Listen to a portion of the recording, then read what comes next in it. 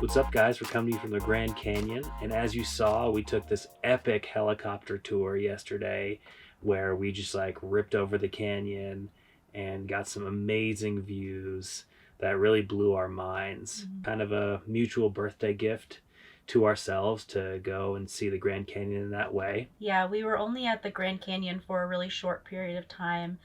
And since we didn't have a lot of time to explore by foot, we thought taking a helicopter tour would be a really great way to see the entire canyon. So my favorite thing about the tour was feeling like a planet Earth photographer or videographer. When you're in the helicopter, you can just kind of like go wherever you want and every view is going to be epic. Being up in the helicopter really gave you a sense of how huge the Grand Canyon was and how many different like offshoot canyons there were, and just places where the river sort of broke off and went in its own way, and there were just like hundreds of these other smaller canyons within it, and you just kind of realize like how much of an expanse this area really is. You also fly over the Kaibab National Forest to get there, so you're sort of above the tree line and then you dip right into the canyon. Our pilot also told us that Will Smith hired them to bring him out over the canyon and bungee jump out of the helicopter for his 50th birthday. That's crazy.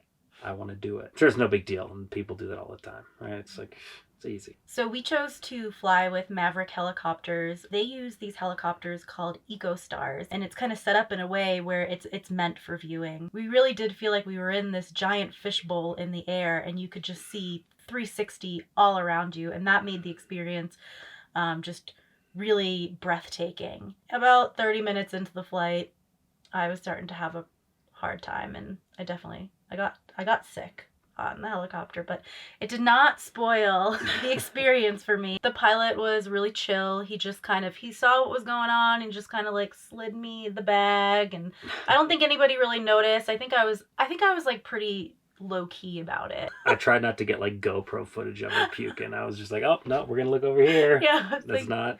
Don't get this. I think the lesson to be learned here is have your champagne after the flight, not before the flight. Right, honey? Yes. So I really wanted to make it special for Jesse. So I got some champagne and we popped it in the parking lot before we got in the helicopter. Not sure if that's allowed, but don't tell anybody. But it's a bad idea anyways, because she ended up getting sick. Especially if you don't eat anything beforehand. Don't recommend that. I also got this really cool hat at the gift shop. I think it's now my favorite new hat. What's that? Yeah, we've definitely taken this trip as an opportunity to find some really nice hats. Yes. And we maybe when we complete the trip, we can just do like a hat review of all like the cool hats that we picked up at thrift stores, this being one of them. But we're not going to get distracted by hats right now. So for our stay at the Grand Canyon, we stayed at the Grand Canyon Camper Village, which is an RV park just about as close as you can get to the entrance. And the reason we chose this place is because it had full hookups and we needed that after boondocking for the past several weeks. And we were only going to be there for like 2 nights, so we wanted to be as close as possible to the park. It was full hookups, but it was like kind of a shitty site. Their fire pit was a cut off piece of corrugated metal piping. So it was kind of funny. We were there for 2 nights, Yeah. so it didn't really matter. Yeah, it was kind of desolate there. There weren't really a lot of other campers, and I'm not sure why, if it was just that it wasn't high season or what. I mean, I imagine this place is like full to the brim During the when summer. during the summer. One of the pros of that campground, though, is right around the corner. There's this place called We Cook Pizza and Pasta. So one night when we didn't want to cook or anything, we're like, let's check this place out.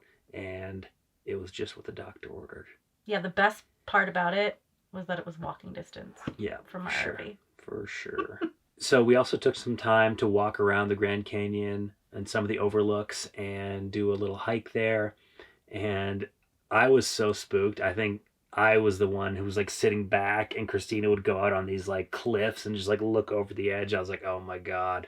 But I would just give her the camera and be like, go get some cool stuff looking over the edge. So it kind of freaked me out. So we're doing this one hike. I was going on the trail, and it was a little steep on one side, and I heard rocks falling, and I look over, and there was 2 elk just like hanging out, just walking along on this like friggin' 60-degree cliff, and they walked up right on the path in front of me. I was like, oh, and I had to like get out of the way. I was like, hey, how you doing?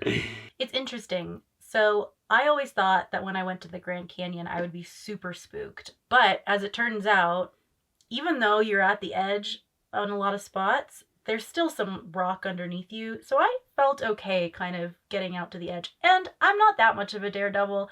I leave like a good person's length between me and the edge. Like, my rule of thumb is if you were to fall flat on your face forward and you're still not going to fall over the edge, you're fine. So I kind of just went by that rule. It worked. You're alive. I'm alive. Here now. So we're wrapping up our very short stay at the Grand Canyon, and we're headed to Lake Powell, which I'm very excited for. It's been on my list for a while, and we're pumped to see what it's all about. So see you guys there.